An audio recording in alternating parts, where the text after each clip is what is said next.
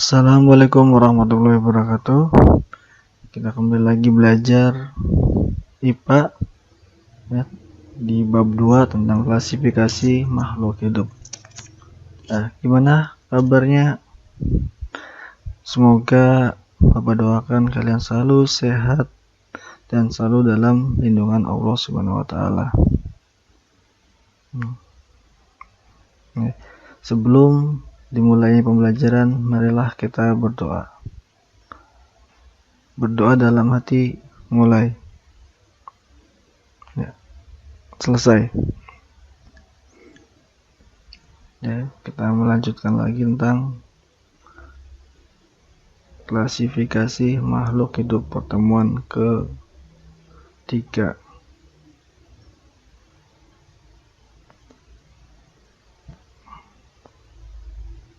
Kita review lagi materi sebelumnya tentang Kingdom Monera, Protista, dan Kingdom Fungi. Apa itu Kingdom Monera, apa itu Kingdom Protista, dan apa itu Kingdom Fungi. Kingdom Monera ini adalah kingdom apa? Hewan yang prokaryotik, hewan yang belum memiliki membran inti. Sedangkan Protista ini hewan eukaryotik, sudah memiliki membran inti sel. Kalau Kingdom Fungi ini adalah tentang dunia jamur ya. Jamur. Itu materi minggu lalu.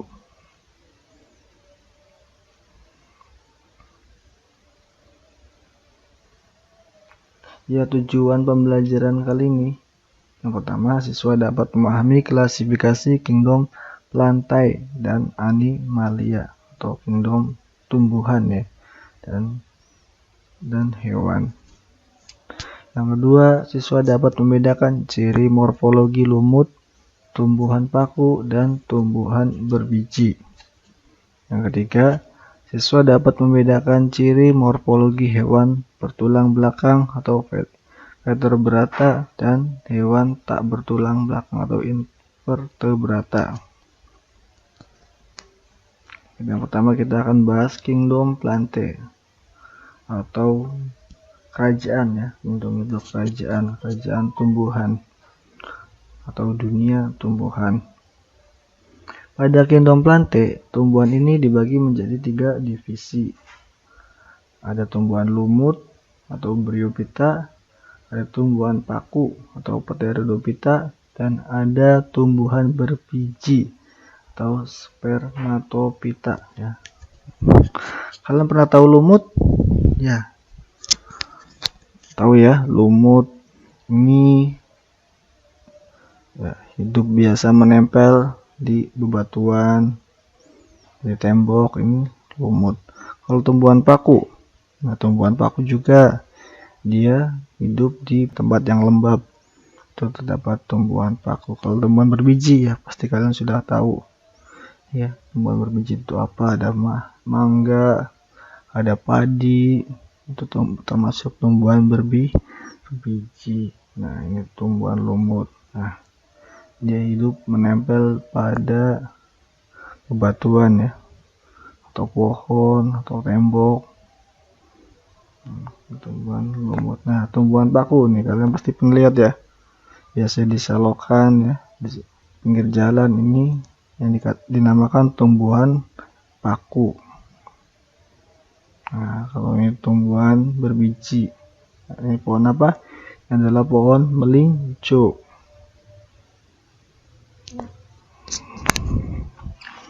Yang pertama kita bahas tumbuhan lumut. Nah, kita lihat morfologinya. Dia memiliki akar, batang, dan daun.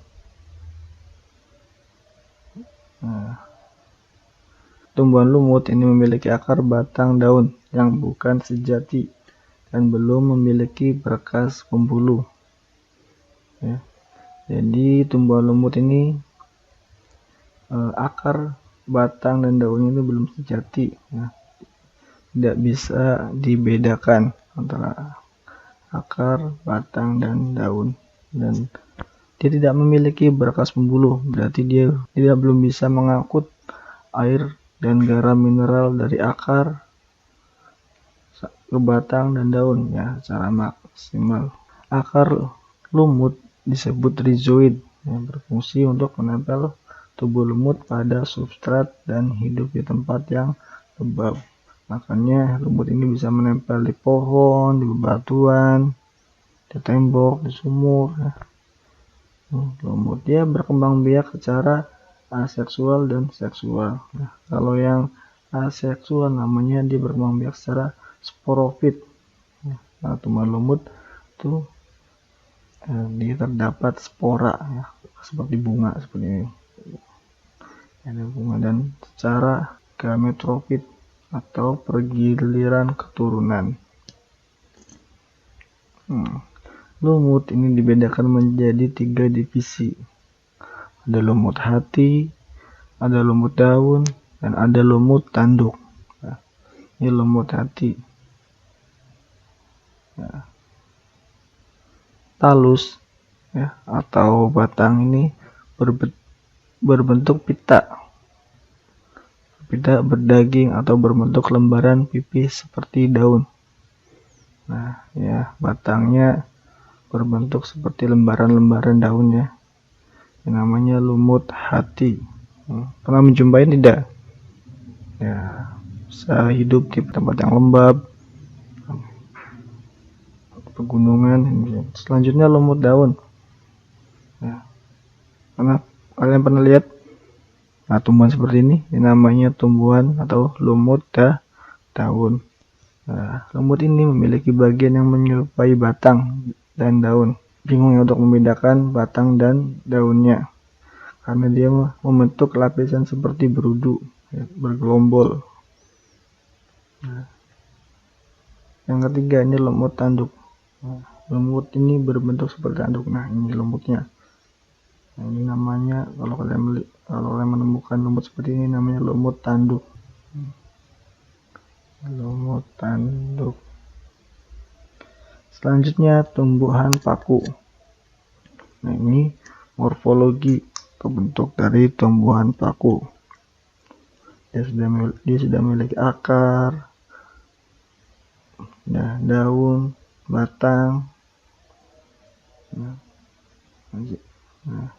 dia sudah memiliki akar, batang, dan daun sejati ya. Bisa dibedakan ya, mana daun, mana batang, dan serta dia memiliki berkas pembuluh. Nah, jadi sudah bisa mengirim mineral atau garam-garam.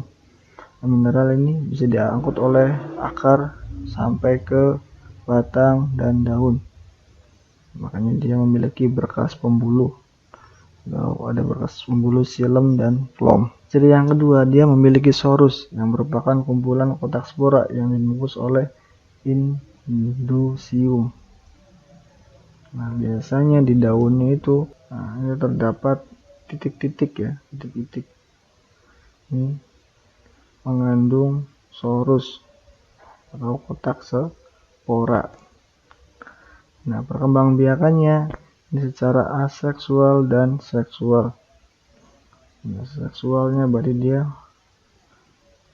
mengandalkan spora ya, spora. Kalau jatuh ke tanah dia akan berkembang biak lagi menjadi tumbuhan paku yang baru. Serta metagenesis ya, pergiliran keturunan. Nah, kalian penasaran seperti apa tumbuhan paku? Nah, tumbuhan paku ini dibagi menjadi 4 divisi. Ada tumbuhan paku telanjang, ada paku ekor kuda, ada paku kawat, dan ada paku sejati. Nah, paku telanjang ini tidak berdaun atau berdaun kecil. Nah, seperti ini tumbuhan paku. Nah, itu yang kuning-kuning ini namanya kotak spora atau sorus. Paku ekor kuda. Ini. Batang terdapat dalam tanah, bercabang, berruas-ruas, dan daun fertil menghasilkan spora. Nah, Nah, ini batangnya bercabang beruas seperti bambu ya, awi. Nah, serta menghasilkan spora. Ini kelihatan tidak memiliki daunnya, daunnya kecil sini, ruas-ruas kayak ini, di ruas-ruasnya ini mengandung atau terdapat spora, namanya daun fertil. Selanjutnya paku kawat. Nah, ini paku kawat, jelasnya bentuknya seperti kawat. Nah, paku kawat ini ditemukan biasanya di pegunungan. Selanjutnya paku sejati. Ini paku sesungguhnya. Maksudnya dia sudah bisa dilihat mana batang, mana daun, mana akar. Ini namanya paku sejati. Nah, kalau paku sejati ini seharusnya berkumpul pada ujung atau ujung tepi dan tersebar di permukaan daun ya. Jadi di bawah daunnya itu terdapat seperti titik-titik paku telanjang ini. Terdapat sorus atau kotak spora.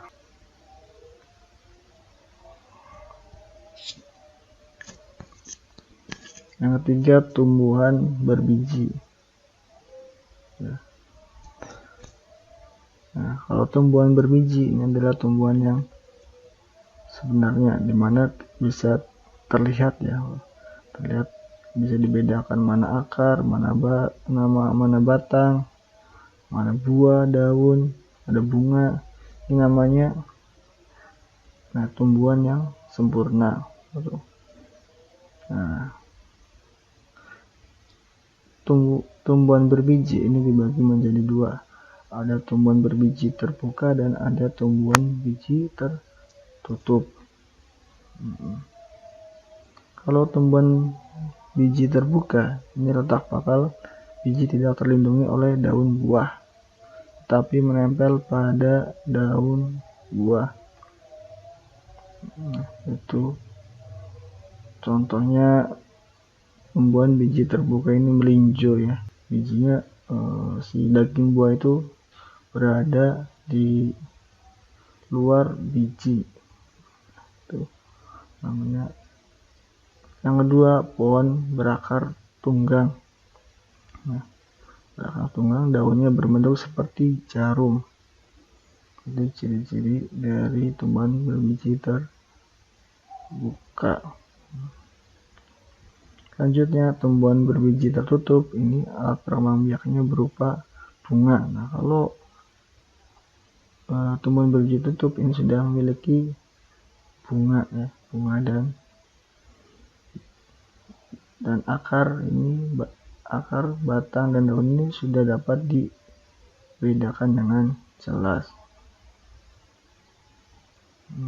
Yang ketiga, bakal biji terlindungi di dalam daun buah. Jadi si letak biji ini di dalam daging buahnya. Itu namanya tumbuhan berbiji tertutup. Dan juga mengalami pembuahan ganda. Nah, kita lihat. Nah, tumbuhan berbiji terbuka ini nama lainnya adalah gimnosperme. Nah, dia memiliki ada Cacanobita atau Pakis Haji, ada Gnetophyta. Nah, ini adalah melinjo atau pita. Yang ketiga ada Coniferodobita. Nah, ini pinus. Dan ada Ginkgophyta.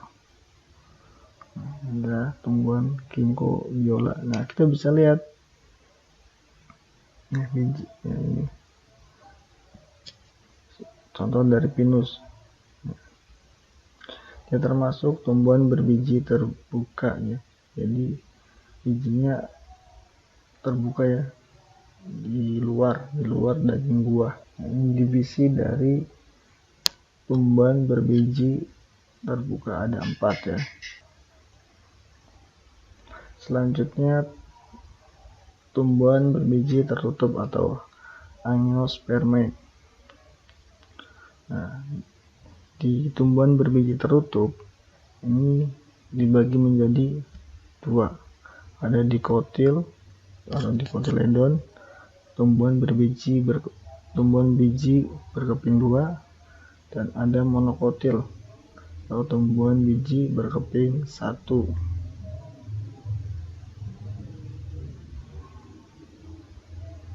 Nah, dikotil atau tumbuhan biji berkeping dua, dia cirinya itu biji berkeping dua, akar tunggang, daun tersebar dan berhadapan, batang bercabang, tulang daun menyirip atau menjari, bagian bunga berjumlah kelipatan 2, 4, atau 5, dan biji memiliki 2 daun lembaga.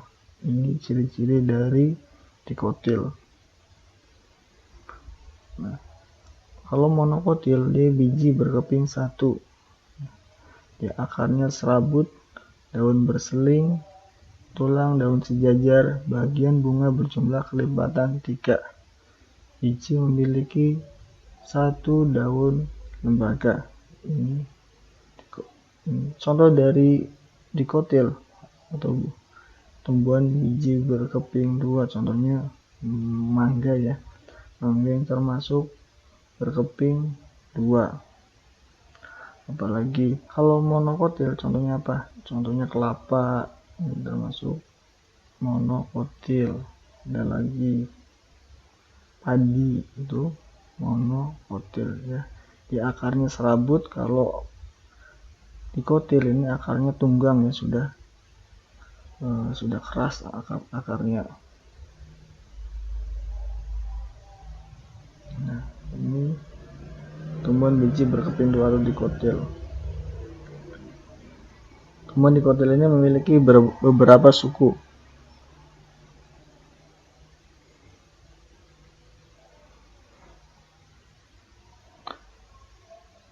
Nah, ada Ephorbiaceae atau suku getah-getahan. Yang dua ada suku Papilionaceae. Yang ketiga ada Solanaceae. Yang pertama ini adalah Horbiaceae, ini adalah suku getah-getahan ya, suku getah-getahan. Nah, ini contohnya adalah tumbuhan pohon karet. Pohon karet ini apabila dilukai, ini akan mengeluarkan getah berwarna putih. Ini bahan dasar dari karet. Selanjutnya yang kedua ada Papilionaceae. Papilionaceae ini adalah suku kacang-kacangan. Kalau yang ketiga ini adalah Solanaceae, ini adalah suku terong-terongan. Contohnya ini adalah tomat. Ini biji berkeping 2.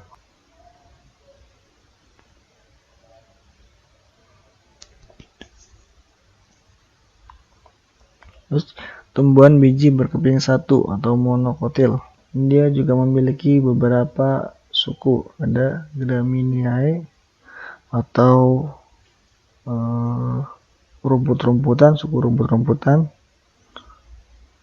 Ada Palmae, ada 2 Palmae. Yang ketiga Liliaceae, dan yang keempat Muscae.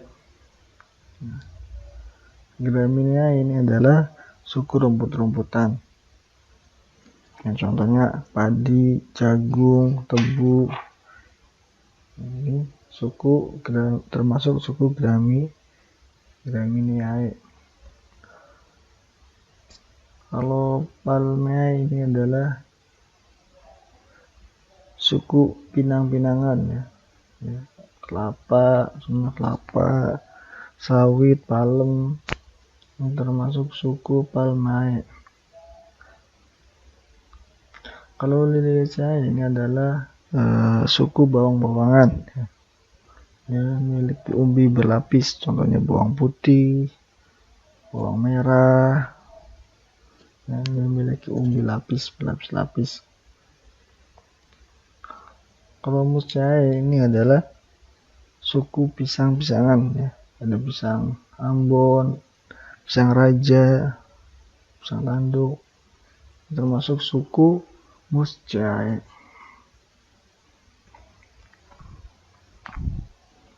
Yang kelima nih, kingdom animalia atau hewan ya, dunia hewan. Dalam kingdom animalia ini hewan dibagi menjadi dua.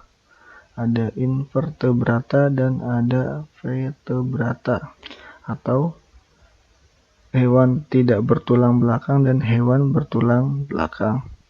Invertebrata berarti tidak memiliki tulang belakang. Kalau vertebrata ini hewan bertulang belakang. Yang tidak memiliki tulang belakang, contohnya apa? Udang, ubur-ubur, cumi-cumi. Ini dia tidak memiliki tulang belakang. Kalau vertebrata, contohnya manusia ya, dia memiliki tulang belakang. Ikan, apalagi katak, burung, dia termasuk hewan vertebrata. Nah, ini contohnya adalah spons ya, hewan porifera. Yang pertama kita bahas tentang invertebrata atau hewan tidak memiliki tulang belakang. Dia dibagi menjadi beberapa filum. Nah, ada porifera atau hewan yang berpori,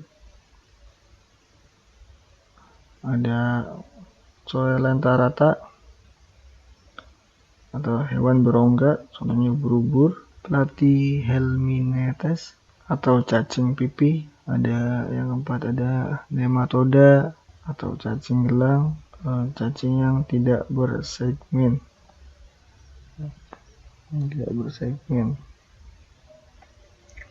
Contohnya cacing perut, cacing kremi, dan cacing tambang. Itu nematoda. Ada annelida, adalah cacing yang bersegmen atau annelida. Contohnya cacing tanah, lintah, termasuk annelida. Ada arthropoda atau hewan yang memiliki kaki berbuku-buku dan memiliki exoskeleton. Jadi dia memiliki kaki yang banyak ya, atau berbuku-buku yang banyak dan memiliki exoskeleton. Contohnya ini udang. Nah, dia memiliki kaki yang berbuku-buku yang banyak ya, banyak kaki dan memiliki exoskeleton atau rangka ya, rangka yang terbuat dari zat kitin. Ada udang, terus lagi kepiting, serangga, itu termasuk filum Arthropoda. Yang ketujuh ada Echinodermata, adalah hewan laut yang berkulit duri. Contohnya bintang laut, landak laut, teripang, termasuk filum Echinodermata. Yang terakhir ada moluska, adalah hewan yang bertubuh lunak. Moluska itu apa aja hewan yang bertubuh lunak? Contohnya bekicot, cumi-cumi, kerang, termasuk filum moluska. Yang kedua ada vertebrata atau hewan yang bertulang belakang. Ini dibagi menjadi 5 kelas. Ada Pisces, amfibia, reptilia, apes, dan mamalia. Yang pertama Pisces, ini adalah ikan ya. Kelas dari ikan kanan, ikan mujair, lele, ikan bandeng, itu termasuk kelas dari Pisces. Yang kedua amfibia, hewan yang bisa hidup di dua alam. Itu amfibia, ada di darat dan di air. Contohnya adalah katak. Kalau reptilia ini adalah hewan berdarah dingin. Nah, hewan berdarah dingin.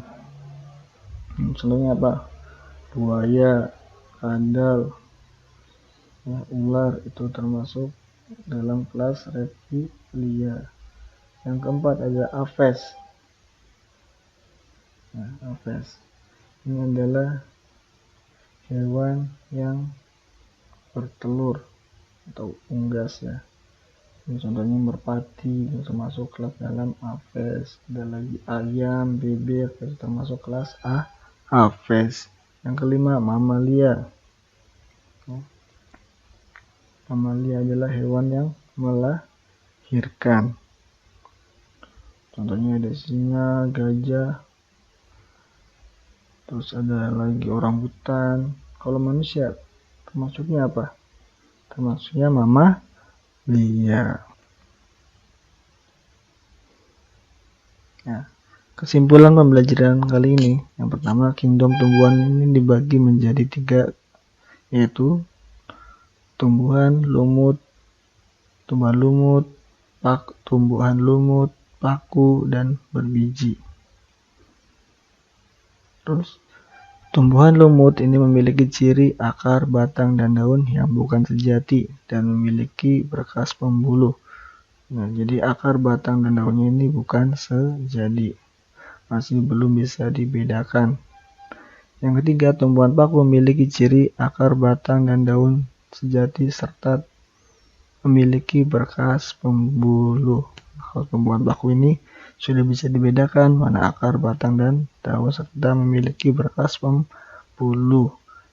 Yang keempat, tumbuhan berbiji memiliki ciri tumbuhan yang sudah lengkap atau tumbuhan yang sempurna karena memiliki akar, batang, daun, buah, serta bunga. Atau tumbuhan berbiji ini sudah terdiferensiasi. Selanjutnya, kingdom hewan ini dibagi menjadi 2 filum, yaitu invertebrata dan vertebrata.